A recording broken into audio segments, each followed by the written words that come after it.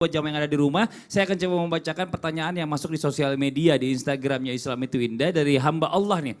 Assalamualaikum Ustadz, mohon penjelasannya. Pertanyaannya satu, ada orang bilangnya rela berkorban demi keluarga tapi di hati tidak sesuai dengan omongan alias tidak ikhlas. Berdosakah orang tersebut? Dua, bila mana ada yang rela berkorban demi mendapatkan popularitas, apa hukumnya? Terima kasih Ustadz. Wah nih, ini bicara masalah tentang orang nih korbannya nggak ikhlas. Yang kedua bicara masalah tentang pengen populer nih.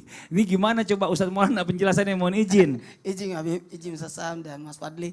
Bismillahirrahmanirrahim. Allahu Akbar walillahil hamd. Alhamdulillah di Idul Adha hari ini kita sama-sama saling mengajak karena kurban itu 4 hari ya, hari naharnya hari ini sama hari tasrik besok. 3 hari berturut-turut. 10 Zulhijjah, 11, 12, 13. Jadi kalau memang tidak sempat hari ini karena bertepatan hari Jumat, karena sunahnya kan di waktu duha bagusnya kalau kita mau potongan. Jadi kalau setelah duhur tinggal pembagian. Nah, jamaah yang dimuliakan oleh Allah, terima kasih banyak tadi pertanyaannya sangat menarik sekali karena pertanyaannya gimana nih kalau tidak ikhlas berkorbannya, kemudian cari popularitas. Tadi terima kasih banyak saya nyambung dari Habib, tadi Habib bagus banget penjelasannya karena membahas tentang ternyata kalau bagusnya itu kita lihat. Bahkan kalau perlu kita yang motong sendiri. Nah, bahkan cuma karena ketentuan sekarang masa pandemik ada physical distancing, kemudian harus menjaga jarak, kemudian jangan berkumpul. Jadi harus ada sistem protokol kesehatan yang sudah ditentukan oleh Majelis Ulama. Untuk tahun ini kita berkorbannya jaga jarak. Jadi lihat juga, jadi menghindari kerumunan. Makanya saya sudah sampaikan juga di Makassar, karena ini ada protokol kesehatan, sebaiknya mungkin ditutup aja supaya orang tidak berkerumun dan tidak usah diantarkan bagusnya. Dan kalau memang harus dipersaksikan karena kurban itu syiar. Sekali lagi, kurban itu disiarkan. Persaksikan kurbannya Mas Fadli sekeluarga. 1, disebutkan nama-namanya. Oh iya betul. 1, Mas Fadli. Ada Ahmad Fadli. Iya. Oh. Dan seterusnya disebut satu persatu. Bahkan takbir lagi. Takbir. Allahu Akbar, Allahu Akbar. Itu semangatnya.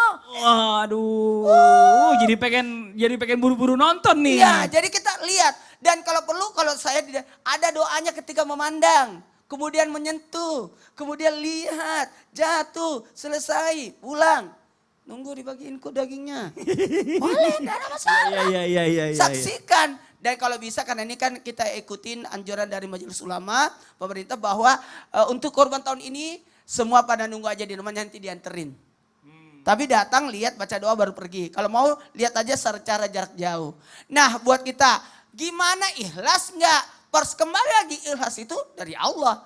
Yang jelas kalau dia siarkan, kemudian tiba-tiba disebut namanya. Tadi aja kita lihat ada tayangan PT tadi yang luar biasa. Yang menggugah hati kita menabung 10 tahun. Ada orang betul-betul itu sangat berharga sekali. Bahkan ada yang saya pernah tanya, kenapa nunggu daging kurban? Nggak beli aja atau gimana? Ternyata katanya memang daging kurban itu enak dibanding daging yang lain. Agak ada manis-manisnya gitu. Iya, kayak iklan ya. Jadi apalagi mohon izin kepada semuanya jamaah. Oh jamaah. Tentang popularitas setelah kurban disebut-sebut namanya populer itu bonus. Itu bonus. Persoalannya yang jelas kita berkurban lantas itu jadi syiarnya, jadi dakwah. Kalau gara-gara kita berkorban besok tahun depan ada juga ikut berkorban gara-gara persoalan kita. Oh masa dia aja bisa berkorban, saya tidak. Masa saya tidak bisa, saya lebih hebat dari dia. Ini juga ibaratnya mengajak. Dan tadi sudah jelaskan. Menginspirasi. Menginspirasi. Tadi sudah jelaskan oleh Habib tadi. Alhamdulillahirrahmanirrahim. Mudah-mudahan. Ini kan dagingnya bisa saja orang kaya dapat. Betul. Karena ini kan dibagi 3, ada sedekah, ada buat yang berkurban, dan ada buat hadiah.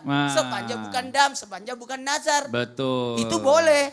Jadi alhamdulillahirrahmanirrahim, mudah-mudahan kita bisa ada tujuan. Aduh, ini Ustadz cerita begini tau gak, saya jadi gak sabar pengen nonton gitu loh.